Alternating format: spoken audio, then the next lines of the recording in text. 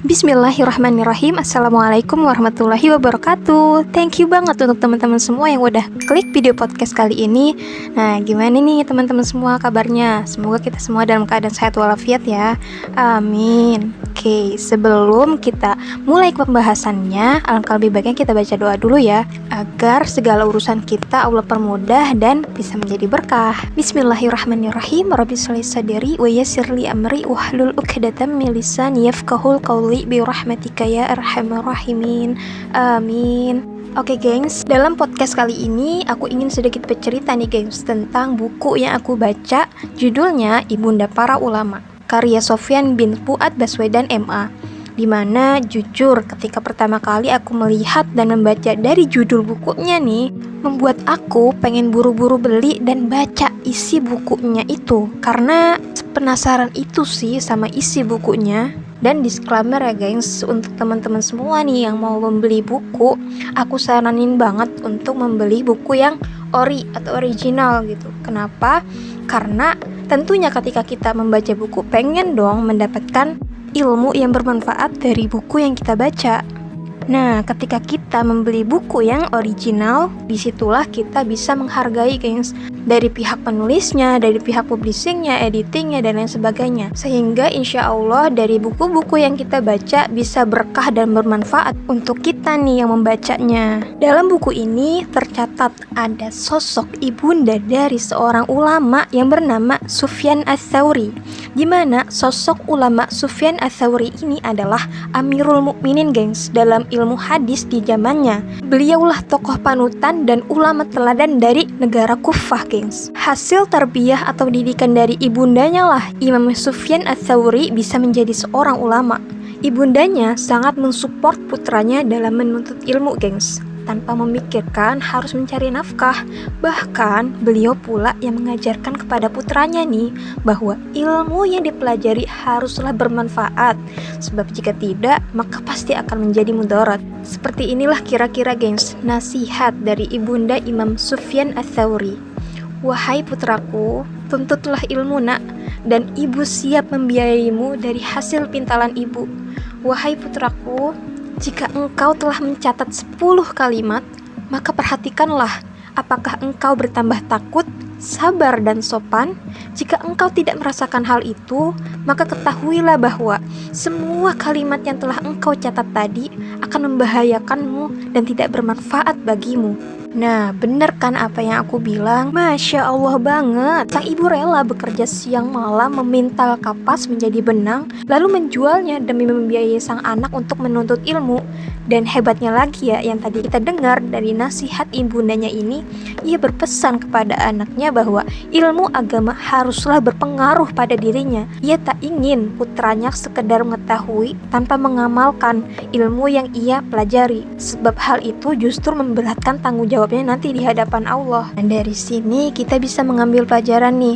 Nasihat dari ibunda Imam Sufyan Ats-Tsauri ini bener-bener jelek banget ya gengs pada kita nih yang notabene sebagai pelajar penuntut ilmu sampai akhir hayat kita nanti, yang dimana apakah ilmu yang kita pelajarin dan kita cari ini sudah menambah rasa takut, sabar, dan sopan kepada diri kita, yang dalam arti ilmu yang kita pelajari dan kita dapatkan ini bisa berimpact atau berdampak pada kehidupan kita ke arah yang lebih baik atau belum. Ya tentunya ini bisa menjadi bahan renungan untuk kita semua dan bahan evaluasi untuk menjadi lebih baik lagi insya Allah. Dan dari yang pernah aku baca juga nih, para ulama itu sangat mudah banget untuk menyerap dan mendapatkan ilmu, memahami ilmu yang beliau dapatkan dari para guru-gurunya itu, ya karena beliau sangat memperhatikan adab ketika menuntut ilmu gengs.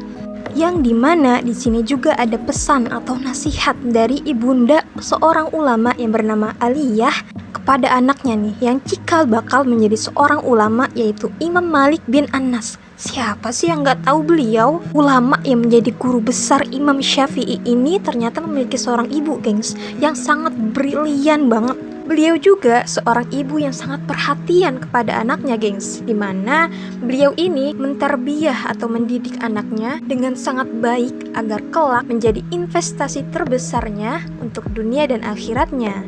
yang dimana dalam biografi beliau disebutkan bahwa Imam Malik pernah nih bertanya kepada ibundanya, "Wahai ibunda, bolehkah aku pergi untuk menuntut ilmu?" Kemudian ibundanya berkata, "Kemarilah nak, pakai pakaian santri dulu."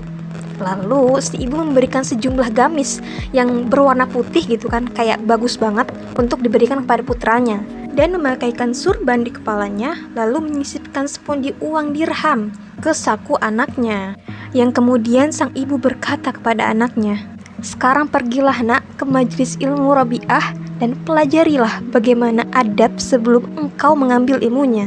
Begitulah nasihat dari ibundanya tersebut. Masya Allah banget kan? Yang dimana sang ibundanya ini menasehati putranya agar mempelajari itu semua sebelum mengambil ilmu dari sang gurunya, yaitu adab dulu. Nah, menurut kalian nih, nasihat dari ibunda Imam Ats-Tsauri dan ibunda Imam Malik bin Anas berkaitan gak nih? Yang dimana ibunda Imam Ats-Tsauri ini menekankan kepada anaknya dan tentunya kepada kita semua penuntut ilmu untuk berusaha agar ilmu yang dipelajari itu bermanfaat, karena jika tidak, ilmu itu berpotensi membawa mudarat atau membawa keburukan kepada si penuntut ilmu tersebut. Ya, salah satunya akan memberatkan pertanggungjawabannya kelak nanti di hadapan Allah. Sedangkan pesan atau nasihat yang disampaikan oleh ibunda Imam Malik bin Anas yang menekankan atau mengutamakan mempelajari adab dahulu sebelum mempelajari ilmu. Bahkan ada juga ulama yang bernama Imam An-Nawawi membuat sebuah buku yang berjudul Adab di Atas Ilmu. Yang di sini kita sudah tahu kalau kesuksesan seorang ulama dalam memahami ilmu dan mempelajari ilmu yaitu dari mempelajari dahulu adab-adab sebelum menuntut ilmu.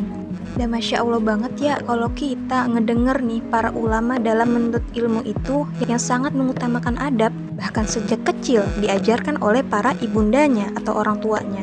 Nah, sekarang PR besar nih untuk kita semua, entah peran kita sebagai orang tua, sebagai keluarga, ataupun lingkungan, punya tanggung jawab dan pengaruh besar untuk anak-anak kita nih, atau saudara-saudara kita, bahkan diri kita pribadi, untuk mempelajari dan mengaplikasikan adab-adab dan akhlak yang baik, yang tentunya kita bisa mempelajari hal itu semua bisa melalui guru ngaji kita, guru agama misalnya, atau buku-buku, atau mengikuti kajian majelis ilmu, agar ikhtiar kita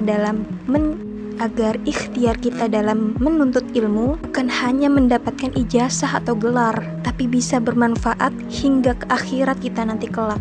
Thank you banget untuk teman-teman semua yang udah tonton sampai selesai video podcast kali ini. Dan jika dirasa suka dengan video podcast kali ini, bisa klik tombol like-nya ya. Dan tombol subscribe-nya juga ya. Iya, itu yang warna merah. Dan jika ada hal yang ingin kalian sampaikan atau mau sharing-sharing, bisa di kolom komentar ya. Bisa juga nih follow akun Instagram saya Novira Yuniar23. Dan sampai jumpa di video podcast selanjutnya. Assalamualaikum warahmatullahi wabarakatuh.